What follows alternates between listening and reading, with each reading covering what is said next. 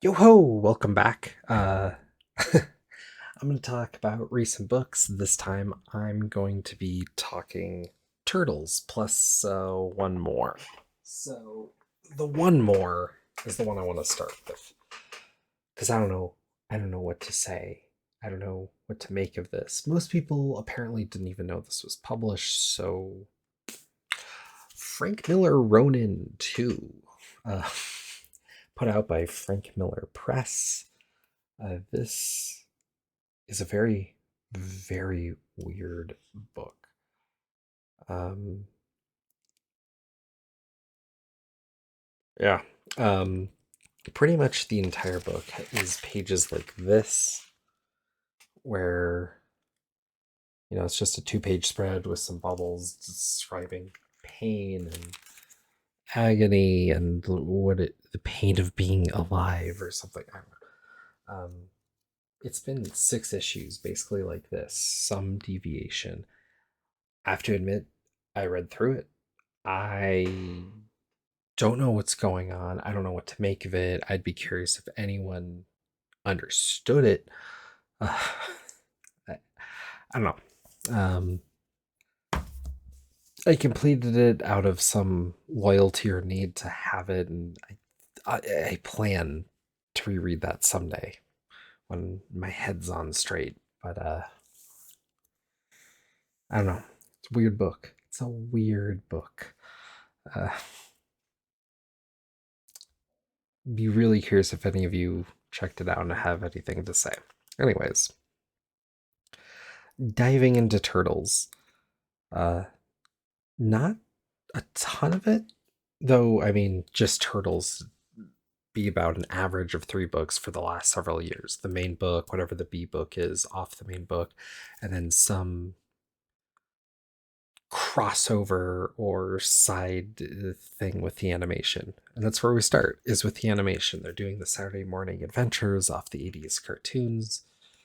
Um, I was kind of hesitant to pick these up, and I'm really glad I did. It's very in the vein of the old cartoons, but it's also drawn to look very much like them. And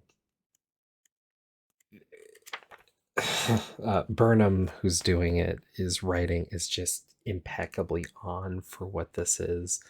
Raphael has all the best weird one-liners, breaking the fourth wall, all of that. Michelangelo has the right mannerisms. Leonardo shouting turtle power at the weirdest times.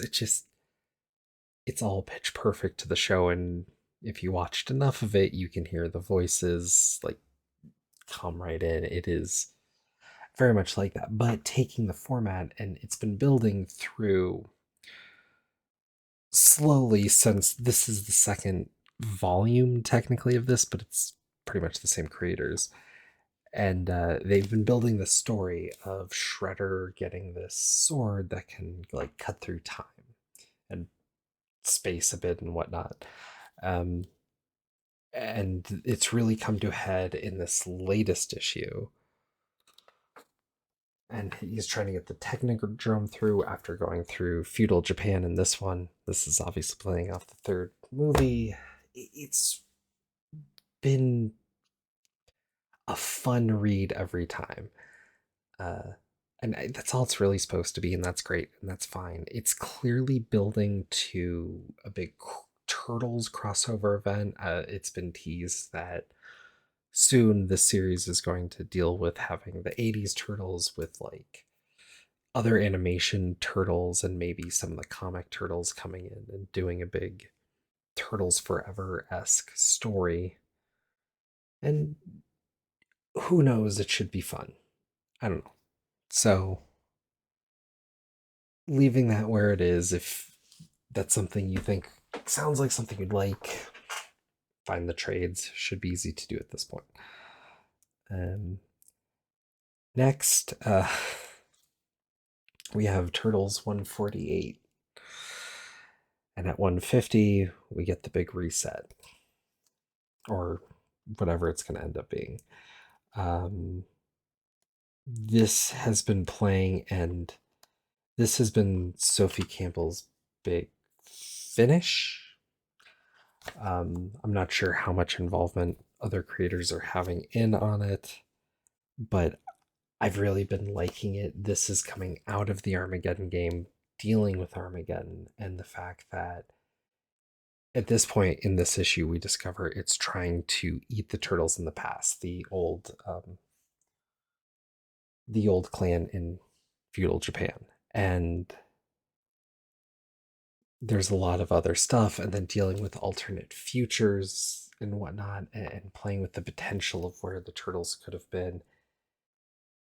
And this has been really strong. Everything post the Armageddon game has been really strong. I think the last time I did a video talking turtles, I it was coming out of the Armageddon game, which was something that took months and months and had multiple books every month and was fun, but it still felt rushed and there was so much going on. And it just felt like if they had slowed down and told the stories, it would have taken probably the same amount of issues, but it could have had more focus instead of trying to tell everything all at once and giving a snippet here and a snippet there and a snippet here.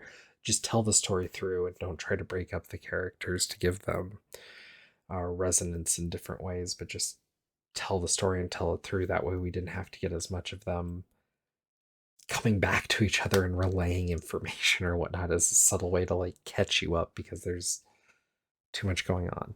Um, yeah. Uh, but while this is going, the Untold Destiny of the Foot Clan's coming, which will be a fun mini. And then we get Jason Aaron taking over the book for at least 4 issues. Um, it's been kind of worrying me that Jenica would be left to the side, but there's an alternative cover that has her on it in one of those 4 issues that's been revealed. So maybe we'll see where it lands. I'm also hesitant about having Jason Aaron take over for the Turtles because, well, I mean, most comic fans have been more uh, unsure about his writing of late, especially the latest thing of his that I read was The Punisher, which was basically a retelling of the last time he did The Punisher when he ended Max, and they let him end The Punisher in a similar way recently, which led to the next Punisher run. Probably talk about that when I get to the Punisher comic in one of the upcoming videos, but not a fan. And haven't been a fan of a couple other smaller things I read of his lately, and him taking over the Turtles while he's writing Superman in action and doing something for Marvel and doing his own indie thing. And I think there's even another book he's on currently, and this is like how much attention is he really going to pay the Turtles? And this is a point where they need someone who's building something, and I don't think he's the guy to do it anyway. From what I heard in some teases, he's going to be playing off of some of the names from the original comics, or not the original comics, the original comic, dealing with other characters that were named in Japan and trying to build on that. Which is, here's the thing, maybe the tale works and it's good and it's fine, but I mean, inherently, that first issue isn't the first issue of the IDW Turtles, and then he's getting kind of a reset and doing his own first issue. And instead of doing something new where it's much needed, he's reaching back to the past for to build on the origin, which is the laziest, hackiest, terrible way that rarely bears fruit in comics. It's something I've heard Mark Waid talk about. If you took every aspect of Batman or Batman's origin that has been built upon throughout the years and put it all in at once, there'd be like 8 time travel things going on. The details of the pearls would be insane. Um, the Joe Chill would be 8 different things all at once. It wouldn't make any sense because it's been too played upon. People go back to that too often instead of trying to tell a new story. And so I'm worried about that starting with the Turtles with this, especially for part of the Turtles' legacy in comics is taking creators that aren't so big with Marvel or DC, not necessarily completely avoiding anybody who's worked Marvel or DC, especially lately, um, but avoiding the big stable creators there and being something more of a proving ground, but in a way that has allowed a lot of creators to flourish. Now, obviously, in the wilderness era of the original Mirage stuff, they took some bigger names in comics and had them do some stuff, and that was great. And that led to a lot of interesting stuff, but a lot of it was more the indie side coming up.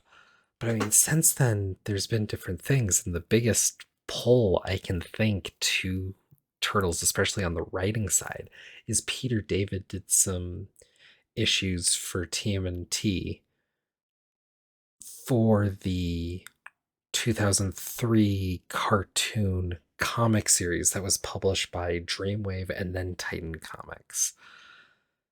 But initially, the first chunk of issues he did were just adaptations of the cartoon. They weren't even his own thing. And then he got to do a few of his own.